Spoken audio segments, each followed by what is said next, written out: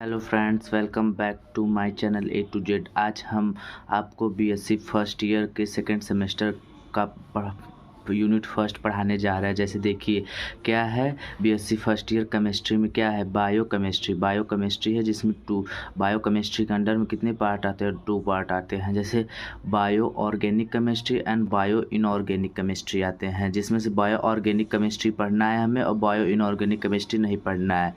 तो bio organic chemistry में क्या क्या होता है? देखिए कार्बोहाइड्रेट्स, प्रोटीन्स, न्यूक्लिक एसिड, ये तीनों बायो ऑर्गेनिक केमिस्ट्री में है, ये तीनों हमें पढ़ना है। और देखिए यूनिट 1 क्या है? यूनिट 1 है केमिस्ट्री ऑफ कार्बोहाइड्रेट्स। यूनिट 1 है केमिस्ट्री ऑफ कार्बोहाइड्रेट्स है, जिसका मॉलिक्यूलर फार्मूला देखिए। मॉलिक्यूलर फार्मूला क्या होता है? मॉलिक्यूलर फार्मूला होता है CX का मतलब कार्बन होता है, CXH2O ब्रैकेट में होल Y हो गया, जिसे हाइड्रेट, देखिए हाइड्रेट ऑफ कार्बन भी बोलते हैं। क्या बोलते हैं?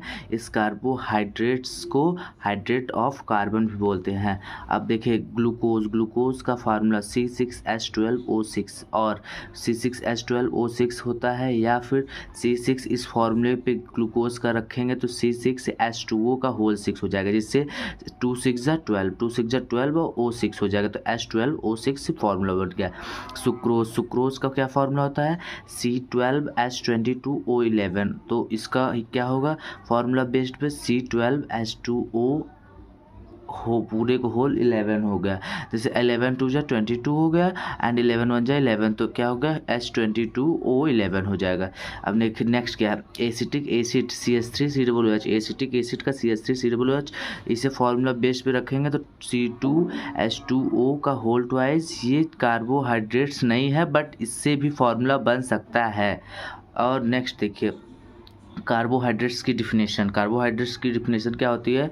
Carbohydrates are optically active polyhydroxy aldehyde और कीटोन्स और such compounds which produce these compound on hydrolysis.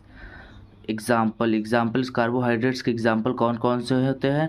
Glucose, fructose, sucrose, starch, etc etcetera. Carbohydrates are also called hydrates of carbon. तो इसको देखो क्लासिफिकेशन ऑफ कार्बोहाइड्रेट्स। अब हम heading लगाएंगे classification of carbohydrates, कि carbohydrates का क्या है ये